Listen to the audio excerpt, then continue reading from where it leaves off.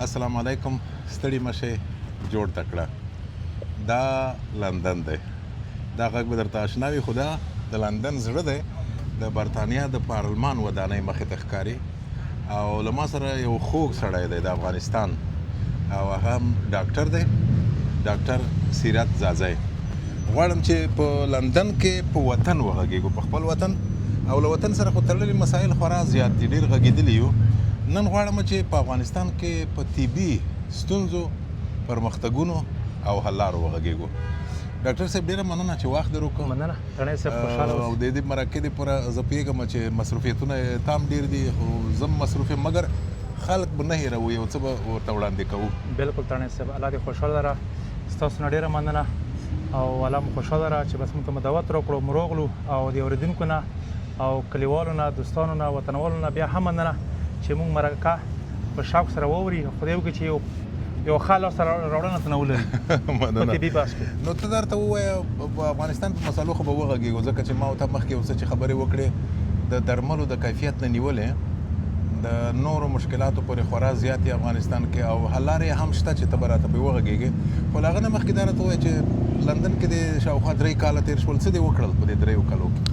تڼۍ صاحب مننه، ښه پوښتنه دې وکړه. بس دا خو زه خو خپله په پاکستان کې پاتې شوم. پاکستان کې بیا MCPS وکړو، په ماشومانو په بخش کې مې تخصص وکړو. بیا پاکستان نه راسن راغلم دلته تخصص دپاره په ماشومانو بخش کې مې تخصص وکړو. الحمدلله تخصص مې مکمل شو. اوس به بس په خیر سلامتیا سره نیت کړی دی چې بس د خیره اوس لوړ شو خپل هېواد ته، د خپلو هېوادوالو خدمت په ورین تندي وکړو. او دا چې ډېرې لاسته راوړنې دي، که فکر وکړې تڼۍ صاحب په طبابت بخش کې چې ما فکر وکړو په انګلستان کې موږ ډېر د دې په نسبت باندې ډېر چا خبره وروسته یو، خو خدای دا وکړي موږ همدا ځوانان یو چې دا کومې نیمګړتیاوې چې دي دا به موږ پوره کوو. هغه که په ما کېږي، هغه که په داسې ډاکټرانو صاحبان دلته افغانستان کې افغانان ډاکټران ډېر شته دي، په انګلستان کې، په جرمني کې، په هندوستان کې، پاکستان کې تحصیلي زده کړې کوي. نو ټول نه مو هیله ده، توقع دا دی چې دوی راشي خپل وطن ته په ورین تندي خدمت وکړي. هغه کومې ستونزې چې موږ لرو په افغانستان کې دغه ټولې باید د حل و فصل شي او هغو دپاره باید پای ټکه کېښودلی شي. او بل هیلث باید موږ که چونکې داسې نشو کوی چې موږ مثال لکه په افغانستان کې NHS سیستم جوړ کړو یا موږ جرمني په لیول، خو باید ورنږدې خو شو، ځکه چې طبابت یو ډېره همه او ډېره عظیمه رشته دی. په دې بخش کې موږ د ټولو ډاکټرانو په شمول ما ایله توقع دی چې خپل هېواد ته په ورین تندي خدمت وکړو او هغه لاسته راوړنې چې موږ دلته کړي دي هغه خپل هېوادوالو ته په مخ کې کېږدو. ما ته یو بل ډاکټر هم دا خبره کوله، دا NHS خبره چې وکړه، دا زما مینوالو ته یادونه کوم. NHS معنا ده چې نېشنل هیلث سروس، یعنې عامه روغتیا یا د عامې روغتیا خدمتونه یا ملي خدمتونه د روغتیا په برخه کې. په افغانستان کې یو وخت کې دا سیستم تقریبا و، خو اوس داسې بریښي چې افغانستان دې سیستم ته واقعا ضرورت لري، ځکه دا سیستم دلته داسې دی معمولا چې مثلا یو ډاکټر دی او څو کسان فکر وکړي چې مثلا یو ډاکټر دی او دلته 1500 کسان د ده په لیست کې دي او دا ورته راځي له کورونو نه او دی معاینه کوي، ګوري، ورته لیکي او دا خبرې. او په عین حال کې د په ډېرو برخو کې فکر کوم دلته وړیا هم دي د خلکو دپاره خدمتونه.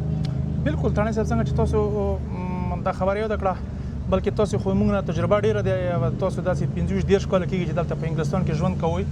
بلکل دلته NHS دوی عوامو دپاره ډېر اسانتیاوې منځته راوړي دي، بې انتها ډېرې. او هیلث مکمل چا خبره هغه مفت سیستم نه دی، بیخي مفت دی. که یو پیشنټ یو مریض وي هغه موږ په لحاظ باندې چې د زړه عملیات کوي، بایپاس عملیات کوي، هم هغه دپاره دا مفت دی. خو دوی چې څومره لاسته راوړنې په هیلث کې او NHS په هیلث کې لري، نو دا که سترګې پې پټې نه کړو، دوی خپل هېواد دپاره دا ډېرې غټې لاسته راوړنې دي. او بس موږ افغانستان بدبختي به ووایو، خدای مو د دغه بدبختۍ نه تڼۍ صاحب خلاص کړي او ډېر وروسته پاتې. که موږ سوچ وکړو زموږ هیلث ته ډېر کمزوری دی، خصوصا چې تاسو وختي خبره یادونه وکړه د بې کیفیته درملو واردولو په بغه کې. اصلا کې موږ افغانستان کې درمل کمپنۍ نه لرو. بیا د موږ په افغانستان کې اول قدم کې کار په دې وشي تڼۍ صاحب چې باید موږ درمل جوړ کړو. که زه څومره قابل ډاکټر شم او که هر افغان په هر هیواد کې تر امریکا پورې تر پاکستان تر هندوستان هر هیواد کې عالی تحصیلات وکړي ډاکټر شي خو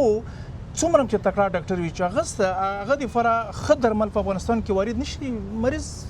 بیمانه دی او دا خو ته معلومه خبره دی اوس ګوره خصوصا په انګلستان کې دا تاسو خپل ژوند کوئ ترانه صاحب ته خو کابل ته هم څې راسي اوس د افغانستان کې چې کوم پیناډال پیراسټامول دي ته درې وخوره او دلته هغه نیمه وخوره دا د نیمې برابر هغه درې نه دي ولې چې هغه بېکیفیته دي هغه وجه هم دا دی چې بېکیفیته درمل په افغانستان ته واردېږي د دې باید مخنیوی وشي یو ښه خبره البته دا دی خصوصا د پاکستان سره اوس د درملو په واردولو باندې بندیز لګولی اوسني حکومت په کابل کې یوه ګټه دا وشوه چې درمل بند شول خو هیواد خو طبیعي د درمل ته ضرورت لري او دوی اوس خپله د افغانستان دننه درمل پیل کړي دي او د درملو تولید یې پیل کړی دی فکر کوئ دا ګام څومره ګټور ختلی شي د افغانستان دپاره تڼۍ صاحب ستاسو ډېرې ښکلې خبرې ته اشاره وکړه بالکل فایدې ډېرې دي خو اصلا کې هغه شرکتونه چې تاسو ته معلوم دي د کرزي صاحب په وخت کې رجسټر شوي دي هغه ټیکسونه ورکړي دي وزارت صحت عامې ته هغه شرکتونه رجسټر شوي دي نو حتما هغه شرکتونه چې که هندوستان نه دوا واردوي یا د نورو ګاونډي هیوادونو نه دوا واردېږي ایران پورې تر پاکستان پورې خو هغه اصلا کې هغه شرکتونه رجسټر دي بیا د هغو شرکتونو صحیح دی درمل چې دوی بند کړي دا ښه اقدام دی خو بیا د هغو شرکتونو رئیسانو سره دوی کینی میټینګ وکړي یوه ټوله یوه جرګه وکړي چې وروره ته چې کوم درمل افغانستان ته واردوي تجار صاحب نو زه تا درمل به زه چک کوم صحیح دی که موږ په افغانستان کې داسې ماشینري ونه لرو چې هغه هلته درمل چک شي مشکل نشته ترکیې ته ولېږه انګلستان ته راولېږه ایران ته ولېږه نورو هیوادونو ته ولېږه ته درمل چک مثال په ډول سیفټریکزون دی هغه سیفټریکزون چې هندوستان د خپلو هیوادوالو دپاره جوړوي او موږ دپاره چې کوم جوړېږي تجار راوړي یا پاکستان چې کوم هیواد خپل هیوادوالو دپاره کوم سیفټریکزون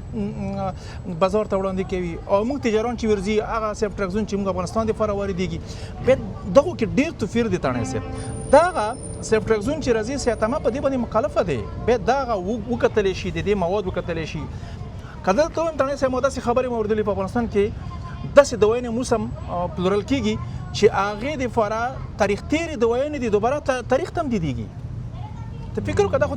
د انسان د مرګ او ژوند خبره دی صحیح دی په هر چیز کې د انسان تجارت وکړي خو په انسان باندې خو څوک تجارت نه کوي دا خو د انسان د ژوند یو انسان حتی د ژوند نه تر مرګ پورې ته رسوي ته چې غواړې چې مریض دا یو بل برخه هم لري دا موضوع چې دا یو خو دا ده چې ځینې خلک سوء استفاده کوي قصدن که نه د پیسو د ګټلو دپاره بالکل دوی جعلي درمل یا د وخت تیر شوي درمل دا خلک څومره په دې پوه دي او څنګه یې باید پوه کړو چې یو څوک ورشي درملتون ته او دی خپله دا وګوري چې دا درمل وخت تیر شوی دی که نه دی تیر شوی څومره زموږ خلک په دې پوه شوي دي تڼۍ صاحب ستاسو ډېر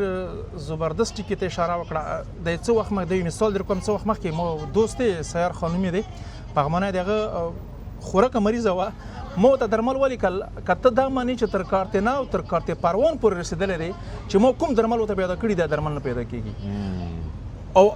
په وجود چې د فارمیسي والا به ما سره خبرې وکړلې چې ډاکټر صاحب دا درمل نشته د په هېواد کې دا شته ما دا څومره غدي چې دا هغې نه لږ ارزان دي ما ولې دا لږ بېکیفیته دي وروره ته ولې بېکیفیته دوا راوړې دا خو ګوره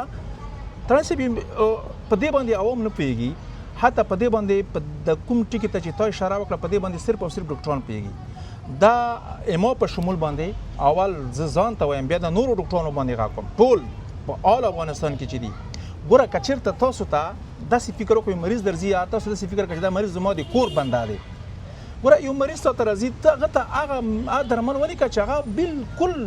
اصلي درمل وي هغه نو خو بیا به دوی ګټه نشي کړی درمل چې اصلي ولیکي دا خو ته خبره دا هم خبره چې دی ګوره دوی د ګټه ما کوي زه چې ما په نظر باندې که کومه ګټه سړی لږه وکړي خو چې په حلالو یې وکړي نه په حرامو کې دومره برکت نشته په حلالو کې شته ګوره ډاکټر خو ډاکټر جوړېږي تاسو ته پاته دی چې تاسو خو دلته دغه دی 15-20 کاله تېر کړه ترانه صاحب دلته ډاکټرانو لیول ډېر پورته دی ګوره یو ډاکټر باندې څومره خواري کېږي ډېر څلوېښت کاله یو ډاکټر ځان باندې تکلیف وباسي مصرفونه کوي ټول ژوند یې په دې باندې ستړی کړی چې زه یو ډاکټر شم نو هغه ولې د تڼۍ صاحب هغه ولې په 2 روپۍ خرڅ شي دا خو د خپل ژوند سره لوبې دي دا که دی سوچ وکړي چې زه به نن داسې وکړم یو مریض ته به زه غلطه درملنه وکړم خو قسم دی د ده الواد نه وځي دا ډېر داسې ډېری ډاکټران دي په دې باندې د ما نه مه خفه کېږي زه شاهد یم چې همدا اوسه کمپنۍ ولا ترانه صاحب چکرې ورکوي سویټزرلینډ ته بیایي دوبۍ ته بیایي هندوستان ته بیایي چې زه چکر در کوم راځم ته دا درمل لیکه داسې ډاکټران شته دي همدا اوس هم په دغه افغانستان کې دي کورنۍ متخصص ترانه صاحب د دې ما کوي یو بله موضوع په همدې برخه کې چې دا خپل خلک هم زموږ داسې عادت شوي دي یا خو بیا د پوهاوي د نشتوالي کیسه ده یا د بله مشکل دی هغه دا دی چې دوی خپله د ډاکټر نه ډېر درمل غواړي مثلا یو مریض ورغی ډاکټر ته ډاکټر ورته ولیکل اول خو د دې وطن تا ته اوس معلومات وشو زه چې ډاکټر ته ورشم ماته درمل نه لیکي وایي خپله ښه کېږي مثلا لیمو که چېرته ته رېزش ویلی وې که نه رېزش نیولی وې وایي فقط لیمو چای وڅکه بس لږ آرام وکړه استراحت وکړه ښه کېږي خو زموږ وطن کې خو بیا ډاکټر هم دې ته تیار ناست دی چې درمل در باندې خرڅ کړي او ناروغ هم ورځي وایي ډاکټر صاحب ماته ډېر درمل ولیکه بالکل ترانه صاحب زه زبردست کې د اشاره وکړه ترانه صاحب هغه وجه دا دی چې اکثرا یو ډاکټر ته مریض سي هغه ورته بې کیفیته درمل ولیکي مریض ریسپانس پیر نه کوي مریض ښه نه شي ځي درمل غورځوي بل ډاکټر ته ځي نو ډاکټر سوچ کوي چې دې ډاکټر ته دا مریض دې ډاکټر ته لوړ دی مثال په ډول اتمن دې ته بې کیفیته درمل ور کړی دي خو ډوز یې کم ور کړی دی هغه هم بې کیفیته درمل ور کړي خو مثلا هغه 1500 ملي ګرام ډوز ور کړی دی دا ته 1000 ملي ګرام ډوز ور کوي 1000 سی سی ته ور کوي 1000 ملي ګرام ډوز ته ور کوي بدبختانه چې مریض خشي مریض خرابېدو لري ته ځي ورته نو تاسو ته معلومه دی بهتره معلومه دی چې په افغانستان کې یو عادي ډېر یو عادي مریض وي مونږ هغه نور هیوادونو ته مجبور شي هندوستان ته ځي پاکستان ته ځي ترکیه ته ځي ایران ته ځي ډېر دې مریض ډېر جالب خبره ته د اشاره وکړه د افغانستان د ډېر خلک ناروغان د عاید ډېره برخه خارج ته په استولو خصوصا پاکستان ته دلته یې لګوي ولې په افغانستان کې ډاکټران نشته درمل نشته که دغه باور نشته ولې هغه درمل چې پاکستان ته لاړ شي بیرته بیا جنازه راشي او سړی په حق رسېدلی وي درمل یې نه وي شوی خو بیا هم سبا بل ته هم وایي چې پاکستان ته یې بوځه ترانه صاحب دا وختي هم په همدې خبره وکړه موږ الحمدلله ډاکټران لرو موږ د افغانستان ډاکټران پښتانه ډاکټران زه چې که سوچ وکړم په دنیا کې په خلي ول باندې دي خو موږ بدبختي دلته دا دی چې موږ درمل نه لرو موږ چې مجبور یو موږ د درمل نه مجبور یو اوس ډېر ډاکټران صاحبان دې ما اوري او دا حقیقت هم دی اوس دغه ترانه صاحب اوس د عوامو ته هم پاته دی مریضانو ته هم دا پاته دی چې په افغانستان کې چې ته اوس یو فارمسي ته ورشې چې ورته وایي چې ما ته مثال په ډول اګمنټین ګولۍ راکړه هغه درته چې وروره اول نمبر غواړي دویم غواړي دریم غواړي ولې نو په انټي بي څنګه دویم دریم نمبر وي ترانه صاحب دا ګوره دا جدي دا موږ جدي توقع د صحت عامې وزارت نه دی ګوره دوی باندې به دوی فکر وکړي دوی باندې دوی باید میټینګونه وکړي چې ګوره دویم نمبر افغانستان ته ورېدول دا د انسان سره ظلم زیاتی دی بل ترانه صاحب یوه مهمه خبره ده شریکوم ګوره یو خو مخامخ جنګ دی خو به ګوري چې هغه د کس نیولي یا به ځان ته نه پټ کړي دا پټ جنګ دی دا د کلم جنګ دی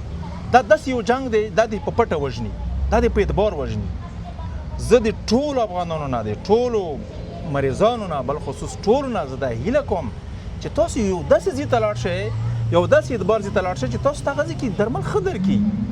او بل خصوصا ډاکټرانو صاحبانو نه ګوره تاسو ډېر تکلیفونه وبسلي دي اوس ترانه صاحب محترمه که زه ته وایم په ټول افغانستان کې یوازینی ولایت تاسو خوست دی چې ډېر ښه متخصصین لري ځکه زه پیژنم ډېر پر متخصصین چې هندوستان او پاکستان او حتی تر دې دغه دی اوس هم دا پوهېدو ډاکټر صدیق الله صاحب باندې وایي تاسو تڼی دی دغه دی همداسې اشرف صاحب دی بادشاه صاحب دی دا ډېر ډاکټر عبدالله قادري صاحب دی ډېر ملګري دي چې ډېر ښه تخصصونه کړي دي په خارج ملکونو کې کړي دي دا موږ دپاره د فخر خبره دی دا موږ دپاره ویاړ دی خو بدبختانه دغه ډاکټران چې کوم دي دوی نوم بد په دې خاطر باندې دی چې هلته درمل نه لرو که ډاکټر ښه صحیح مریض وکړي او ښه مریض تداوي وکړي څومره هم ښه وکړي خو چې درمل ورکړي رسپانس نه ورکوي مریض په یواز چې ښه شي هغه بعد نه بدتر شي او مریض بیا څه وایي چې نه دا ډاکټر خو ښه ډاکټر نه و خو دلته ګوره ډاکټر سره تړلی چې دی ما په نظر باندې ډاکټر تړلی دویم نوم چې دی هغه درمل دی که چې د ډاکټر دپاره درمل په افغانستان کې ښه وارد شي نو افغانستان به مخ لاړ شي او ډاکټر به مخ ته لاړ شي که چې زموږ درمل صحیح نه وي لابراتوار مو صحیح نه وي ماشینونو دپاره ښه ټریننګ کسان ونه لرو موږ افغانستان په هیلت کې زه چې فکر کوم اوس 100 کاله پاتې دی کېدای شي 10 کاله نور هم پاتې وروسته پاتې شي دا ډېر یو مهمې خبرې دي ترانه صاحب چې تاسو ته اشاره وکړه یوه بله موضوع غواړم چې ستاسو پام زما مینوالو ته ووایې اول خو دا چې زموږ د مینوالو بښنه غواړم دلته دا یوه جنۍ ده دوی شی توضیح کوي که نه وینې توضیحات ورکوي دا خلک سیلانیان دي راغلي دي او معلومیږي چې په اسپانوي ژبه غږیږي خیر زما اوس ته خبرې اوري صحیح خبره دا ده چې کیدای شي د ډاکټرانو په تاوان وي دا خبره خو تاسو څه مشوره ده چې افغانان تر ډیره حده پورې دا کوشش وکړي ډاکټر ته بیخي ور نشي په خپله د ځان چاره وکړي مثلا ځان وساتي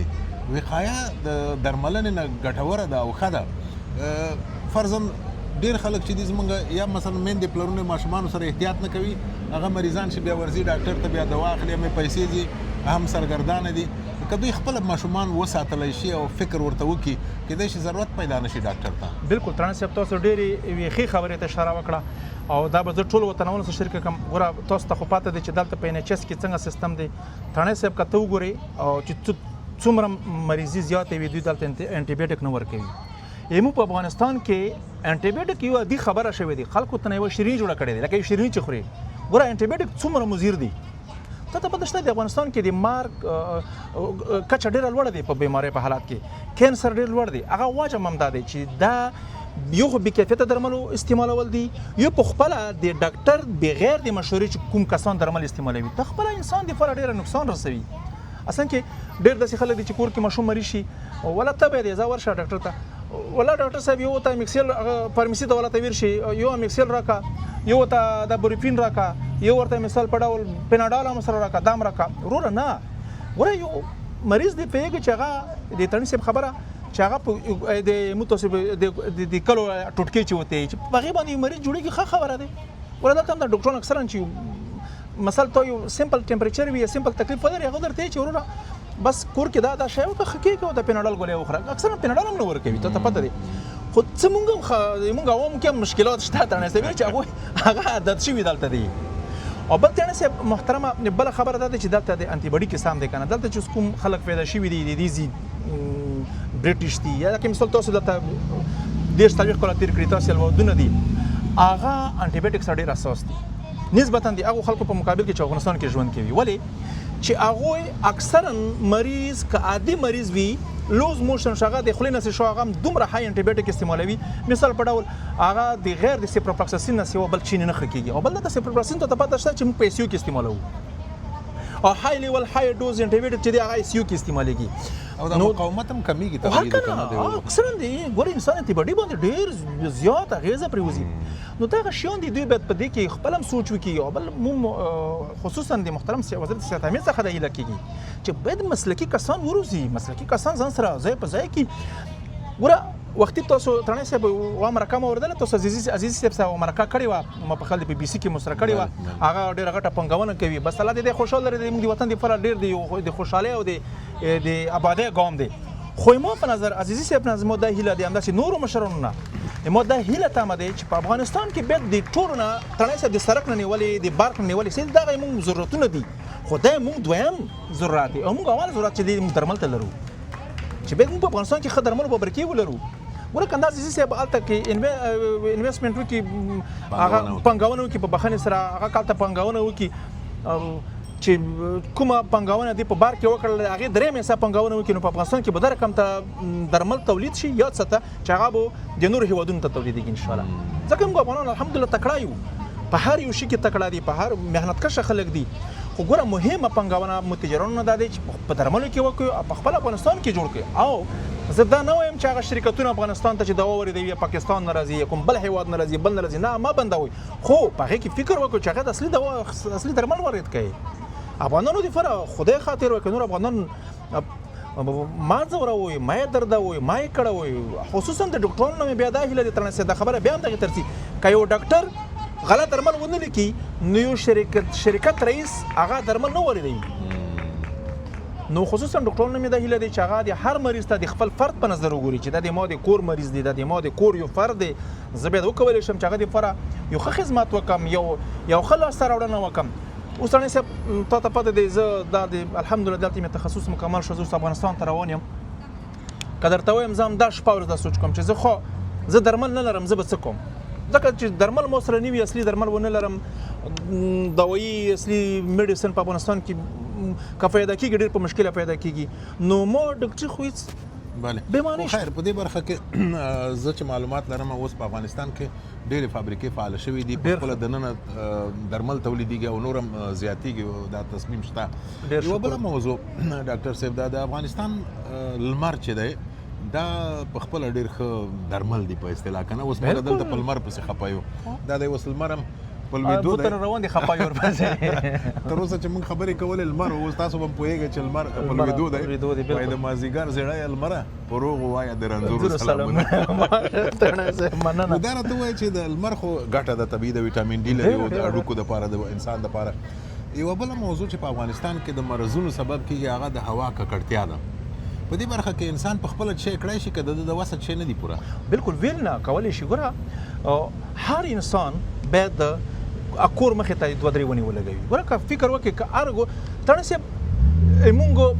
ډېرې بدبختیو سره مخ یو تا وختي هم دا خبره وکړه ډېرې خدای د بدبختۍ د خدای حل کړي ډېر په حکومتو هم نه کېږي باید موږ خپل هم دا کار وکړو اوس موږ ته ښاروالي ډېر ښکلی سره کور مخې کې جوړ کړي خو موږ هغه د کور دروازې ځای نه جوړوو موږ دغه کور دروازې مخې کې موږ دپاره ښاروالۍ ځای پرېښولی دی چې وره دا یو 5 متره ځای دی دغه کې ته ګلان وکړه دغه کې ته ونه ولګوه خو موږ نه کوو په کار دا دی چې هر یو فرد نیمه دغه دی چې تاسو باید ونې ولګوئ هغې ته ګلان وکروئ چمنونه جوړ کړئ چې تر څو د کومه هوا کړکېچنه هوا دی د خرابه هوا دی دا تصفیه شي دا طبیعي شي بل موږ افغانستان کې الحمدلله ترانې صاحب ته وګوره دلته مو ته په لمر پسې دغه دی خپه یو هلته افغانستان کې هر ورځ لمر شته ولا دلته ویټامین ډي ډېر کم دی په افغانستان کې ویټامین ډي صحیح دی بل خصوصا که خوراکونو ته راشو موږ تاسو دلته خوراکونه نه لرو طبیعي اصلي خوراک نشته اوس مثال په ډول میوې به وګورو ټولې پروزن میوې دي او که هغه هر څه د نورو هېوادونو نه ایټلي نه رسي ترکیې نه رسي جرمني نه رسي هغه ټول په موادو باندې ککړي دی دلته رسېږي خو چې رسېږي په میاشتو مو ته چې خورو لکه بوس چې خوري افغانستان کې داسې طبیعي میوې دي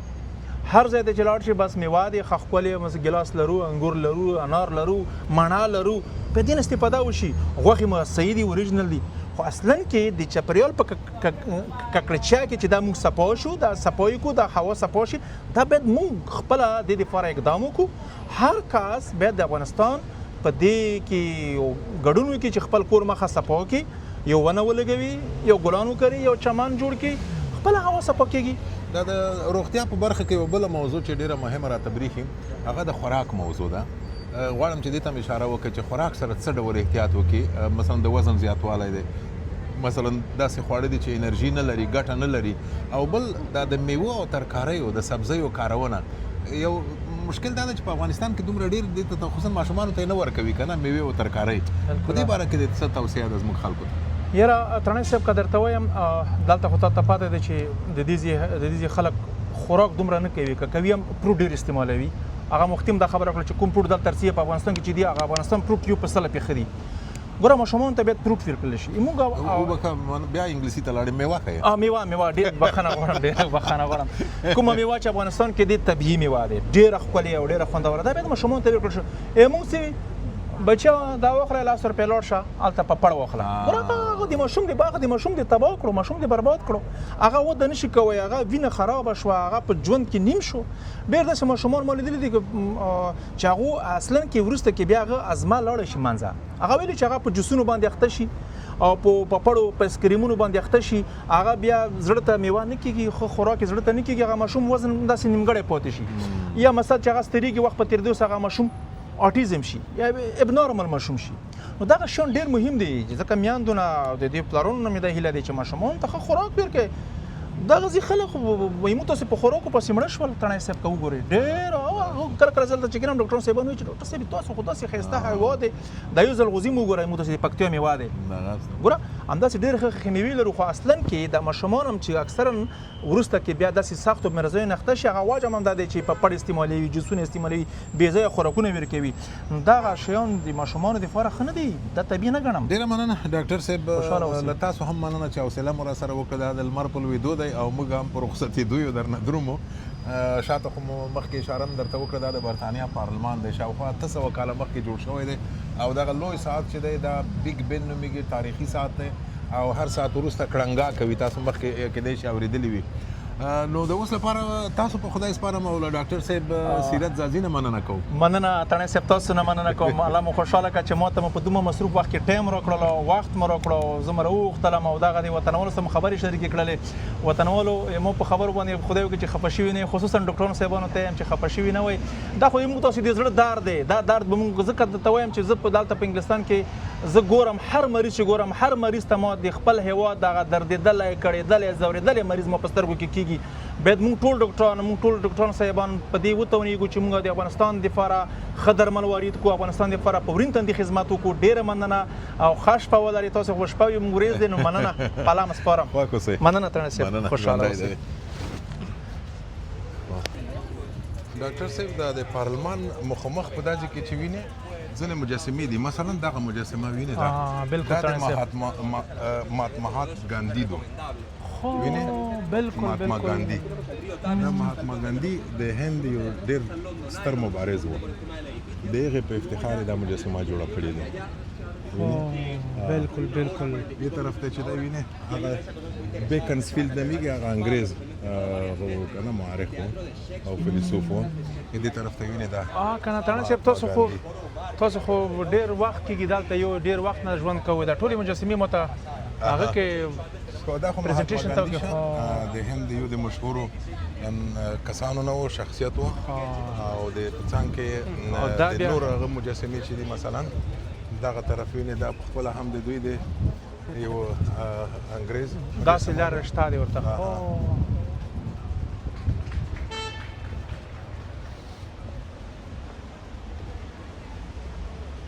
دا چې دی پیل